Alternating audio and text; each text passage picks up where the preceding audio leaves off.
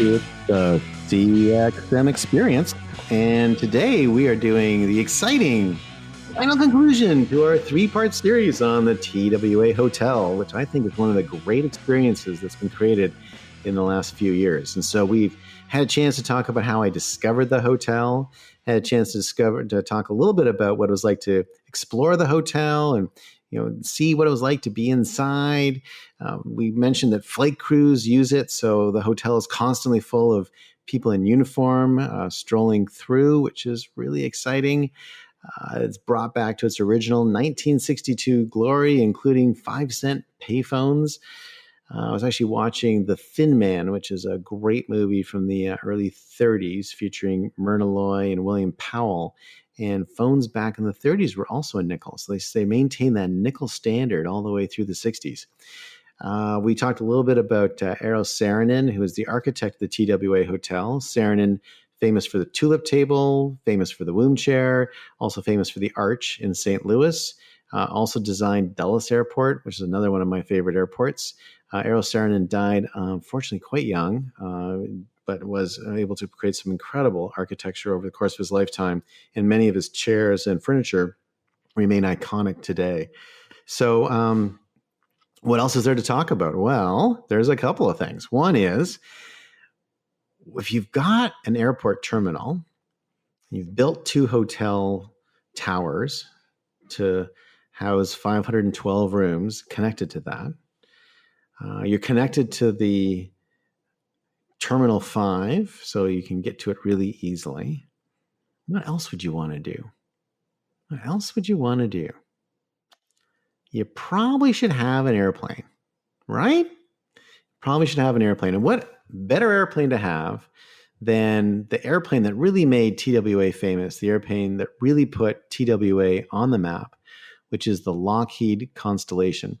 Really interesting airplane overall. It was the first pressurized plane. So as a pressurized plane, it was able to fly much, much higher than planes have been able to fly before. It did precede the jet age. So it was late 1950s, 1958 it came out. And it was propeller driven. So it had 4 propellers, but it was very fast. It was able to get across the country faster than any other plane had ever been able to do before.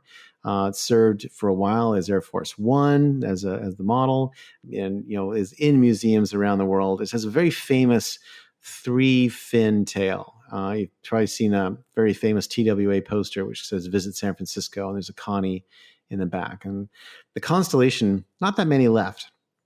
A few that are flown here and there, a few that are in sort of collector's editions and collector's collections. But one of them got used as an Alaskan bush plane for a while, shuttling supplies, and then ended up in South America as a drop plane for marijuana dealers.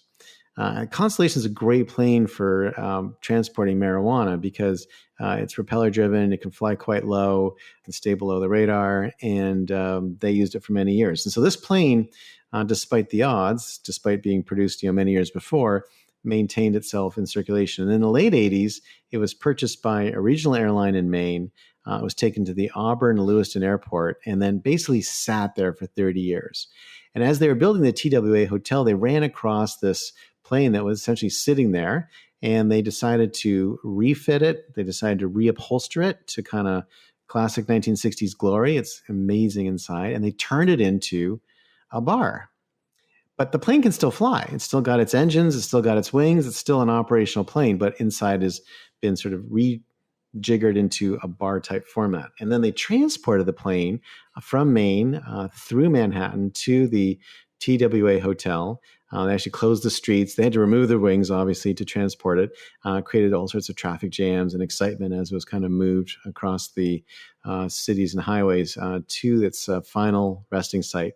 And they've created a tarmac and a runway for it. And what's really, really cool is when you're inside the TWA Hotel and you look outside, you see the Constellation there lit up.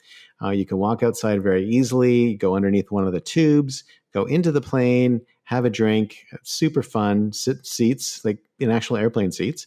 There are some sort of stools you can sit on as well. Then you kind of go back out and go back in, and the Connie's always there. They also have parties out there. They'll put tables under the wings. So if there's a reception, you can be inside the airplane or you can be outside under a wing, sheltered from the elements. They also have now a skating rink out in the back, sort of part of their winter theme.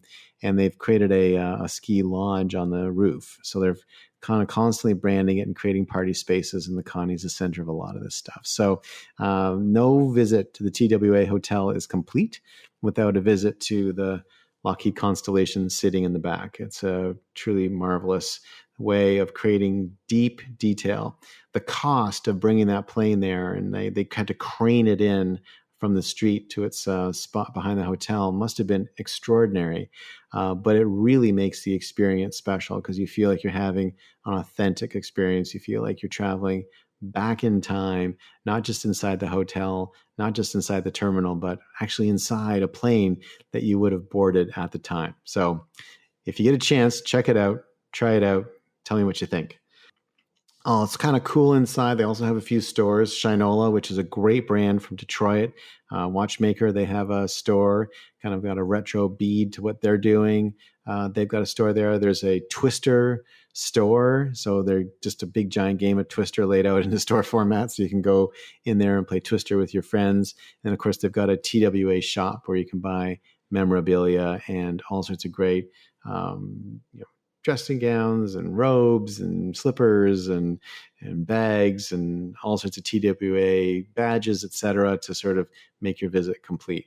It really is an incredible experience. And what's I think most impressive about it is the immersive quality of it. It makes you feel like you're having something that goes far beyond just staying in a hotel. And one sort of fun story, I told you the story about how I discovered it. It was kind of a bit of a bummer, but then it ended up being a great evening. That evening, once I got to the hotel and checked in, I had a drink and a bit to eat in the Jean-Georges restaurant, Paris. Went back to my room, had a great night, great sleep, very quiet. It's amazing. I don't know what kind of insulation they've used in the hotel, but you can't hear anything. And then I'm leaving the next morning, and I'm on my regular weekly phone call with Luca Lazzarone, who's my amazing world-class quota beaten CRO. And Luke and I, kind of talking all the time. And I was on my way to the plane to get on my plane and do my one-on-one, dragging my bag. And I sort of clued Luca into what was going on, because I was probably moving a bit and, running between things. And you can always sort of hear when someone's on the go. And I said to him, if we ever have a need to do a small conference, because they have a conference center below, which can seat a few hundred people, we should think about this TWA hotel, because it's right in the middle of JFK. Whenever we have conferences, we're flying people in from all around the world, and it could be a really great place for a small sales conference. And Lucas said, really cool. And I explained kind of some of the experience elements, and he said, that sounds amazing. And then we just kind of whatever, and we kind of finished our call, and I hung up and I got on my plane and flew to wherever I was going to. And so I got off my flight, let's say 12 hours later. And what had happened in the ensuing 12 hours is that we had actually been planning on doing a sales conference in Orlando. But one of the large hurricanes was heading that way. And many of the hotels, including the one we were staying at, decided to close and not be open during the hurricane season. So suddenly our sales conference that had been scheduled for the next week was canceled. And so Luca, having just had the conversation with me about the TWA hotel, called someone on his team. He said, hey, listen, I talked to Grad. Grad, you can't reach Grad right now because he's on a plane, but he said there's this TWA hotel that sounded really cool. The team called. TWA hotel was not officially open yet, but they were like, yeah, we'll try a conference. So we were their first conference, and we had an amazing conference, an amazing time. Sales leaders came in from all around the world, flew into JFK, did their time in the hotel, flew back out, and everyone had an amazing time because they were having an unusual time, a unique time, a really special time, but it was highly productive because you're just in the hotel, in the airport, and right back out again. And it was really quite a magical experience. And so the TWA Hotel, if you're thinking about it for special events, I would consider it as being sort of one of your top destinations. And if I think about what they've done on their website, if I think about the way they're kind of communicating from a demand standpoint, I think they're doing a pretty awesome job. The site, again, extends that level of authenticity, and they've got a really neat sort of tech element to the way they're doing everything. For example, when you check in, you can check in automatically. There's sort of touchless check-in. You don't really need to talk to anybody. You can go into the rooms. All the rooms use the latest sort of ID technology. You can get into the room really easily. And while you're using a rotary phone to call the front desk, all the other things in the room are sort of modern and convenient and put together well. And I do think that there's a lot to be said for what else they can do to recreate that experience. And I do think there's probably a really interesting opportunity for the TWA Hotel to create an immersive sort of VR experience or some kind of augmented reality experience. I think that AR could be particularly cool, which, be able to walk through the terminal and be able to overlay the flights that were going on certain days, be able to travel back and forth in time, be able to overlay the costumes and the sort of flight uniforms of different personnel, be able to look at what different destinations look like, what travel stickers look like, and really enable true time travel through the devices that we carry. So I don't know if they've got a plan for this or not, but if they do, consider me a beta tester. Be happy to sort of be part of something like that, because I do think bringing that electronic component into it allows it to kind of update, stay really current in terms of the experience, but also bring even more of the experience to life. Because what everybody says when they go there is it's so nice to visit the 60s, even if just for a few minutes. And that's really what, at the end of the day, experience is about. Experience is about giving me something that I didn't expect, give me something that beyond what I might have expected, give me something that's fresh and new, give me something that makes me want to come back, makes me want to tell other people about it, that delights me. And this concept of delight, I heard expressed the other day in a really interesting way. Technology executives said that what they're trying to get their teams to think about is to think about what is the wow in whatever they're doing for customers. So you've got to deliver functionality. You've got to deliver the mail on things working. You've got to deliver kind of core expectations. But then what's the wow? And how do you measure wow? And what's the last tech experience you had where you went, wow? The wow is something that we're always looking for, and trying to find the wow is something that we're going to spend a lot more time in the CXM experience talking about. I think the TWA Hotel might be one of the best wow moments I've had in a long time. I got a new Apple Watch recently. There's a bunch of wows in there, which is really neat. My dad called me today on my watch. And just like Dick Tracy, I was able to answer and quickly respond to my dad on my watch. It was a quick conversation, so I was able to kind of handle it really quickly. Perfect. It was a bit of a wow moment. And so what are the wow moments that you're doing for your customers? And the wow is layered on top of all the existing functionality that you have to deliver.